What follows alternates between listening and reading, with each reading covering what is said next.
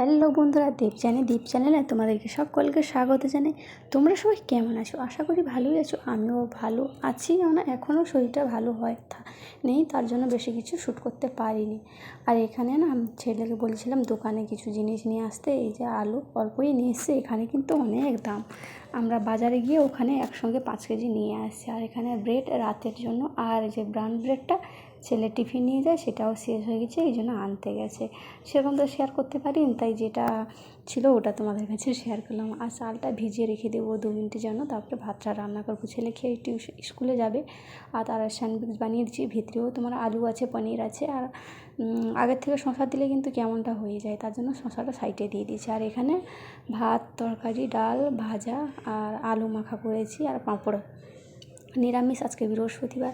আর না সন্ধ্যাবেলায় বিকেলবেলায় এসেছিলাম অবশ্য, কিন্তু সন্ধ্যাবেলায় যে দৃশ্যটা না আমার কাছে বড্ডই ভালো লেগেছে, তাই ভাবলাম তোমাদেরকে শেয়ার করি, যে তোমাদেরকেও অবশ্যই ভালো লাগবে।